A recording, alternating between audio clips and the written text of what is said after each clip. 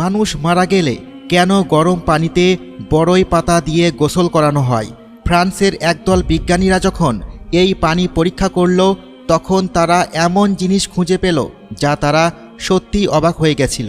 এই পৃথিবীতে আল্লাহ তাআলা অগণিত ঔষধি গুণাগুণ সম্পন্ন গাছপালা সৃষ্টি করেছেন, কিন্তু এত ধরনের ঔষধি গুণাগুণ সম্পন্ন গাছের পাতা থাকার পরেও কেন ইসলামে মানুষ মারা গেলে বড়ই পাতা বা কুল পাতা দিয়ে গোসল করায়? বন্ধুরা, আপনারা জানলে অবাক হবেন।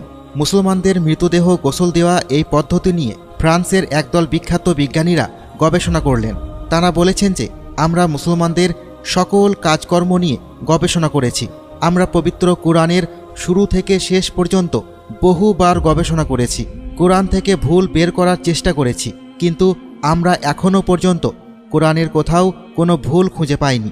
অবশেষে চিন্তা করলাম যে মুসলমানদের হাদিসসমূহ গবেষণা করে দেখা যাক হাদিসের মধ্যে কোনো ভুল পাওয়া যায় কিনা। কিন্তু বড়ই আশ্চর্যজনক ব্যাপার যে আমরা অনেক চেষ্টা করার পরে অনেক হাদিসের মধ্যেও কোনো অসঙ্গতি খুঁজে বের করতে পারিনি। ইসলামে রয়েছে মানুষ মারা গেলে মৃতদেহকে বড়ই পাতা দিয়ে গোসল করানো হয়ে থাকে। তাই আমরা খুঁজে বের করার চেষ্টা করলাম বড়ই পাতা দিয়ে কেন গোসল করানো হয়। এই বিষয়টি নিয়ে গবেষণা করার জন্য একটি পাত্রের মধ্যে কিছু পানি নিয়ে মুসলিমরা যেভাবে তাদের মৃতদেহগুলোকে গোসল করায় সেভাবে পানিকে গরম করলাম এবং সেই পাত্রে বড়ই পাতা ছিটিয়ে দিলাম, ঠিক যেভাবে মুসলমানরা করে থাকে। বড়ই পাতা দেওয়ার পর পানিকে যখন আরও বেশি গরম করলাম, তখন আমরা লক্ষ্য করলাম সেই পানির গরম তাপের কারণে বড়ই পাতা গলে পানিতে মিশে গিয়েছে। আরও গবেষণা করার জন্য আমরা এই পানিকে আমাদের ল্যাবে নিয়ে গেলাম, আর ল্যাবে নিয়ে পরীক্ষা করার পর তারা এমন এক আশ্চর্য তথ্য পেল, যে তথ্য পাওয়ার পরে ফ্রান্সের ওই গবেষক দল হতবাক হয়ে গেল। তারা বলেছেন রাসূল সাল্লাল্লাহু আলাইহি ওয়াসাল্লামের বর্তমান আধুনিক শিক্ষা ব্যবস্থার কোনো ডিগ্রি বা পড়াশোনা ছিল না ঠিকই, তার কাছে আধুনিক কোনো যন্ত্রপাতি ছিল না ঠিকই, কিন্তু তারপরেও তিনি কিভাবে এ বিষয়ে জানতেন?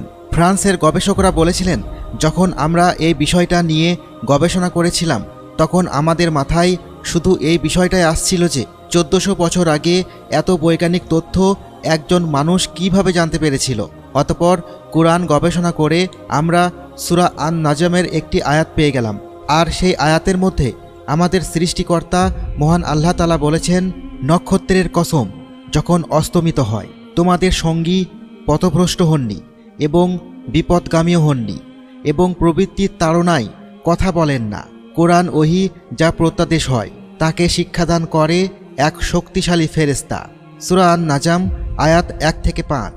তাই সেই সমস্ত গবেষকরা বলেছেন, যদি সৃষ্টিকর্তার কথা অর্থাৎ আল্লাহর বাণী মুসলমানদের নবী পৃথিবীর মানুষের কাছে প্রচার করে থাকেন এবং আল্লাহর কথাই যদি তিনি জমিনের মাটিতে বাস্তবায়ন করে থাকেন, তাহলে অবশ্যই এই নবীর ধর্ম হচ্ছে পৃথিবীর একমাত্র সঠিক ধর্ম। মহান সৃষ্টিকর্তা যে ধর্ম প্রচার করার কথা বলেছেন সে ধর্ম যে ইসলাম, এতে কোনো সন্দেহ নেই। তখন সাংবাদিকেরা তাদেরকে প্রশ্ন করল যে আপনারা কি তথ্য পেয়েছেন বড়ই পাতার পানির মধ্যে, যার কারণে আপনারা হতবাক হয়ে গেছেন? তখন তারা বলল যে আমরা সেই পানির মধ্যে পেলাম 4 থেকে 10 মিনিট গরম করার কারণে ওই পানি আর সাধারণ পানি নেই, সেটি তখন একদম ফ্রেশ ন্যাচারাল অ্যান্টিসেপটিক উপাদান হয়ে গিয়েছে। সুবহানাল্লাহ! এমনকি আমরা যদি বাজার থেকে অনেক দামি অ্যান্টিসেপটিক এনে পানির সাথে যুক্ত করি, তাও এটা ফ্রেশ এবং ন্যাচারাল অ্যান্টিসেপটিক ওয়াটার পাওয়া যাবে না। এটা 100% পিওর ন্যাচারাল অ্যান্টিসেপটিক পানির মতো হয়ে গিয়েছে।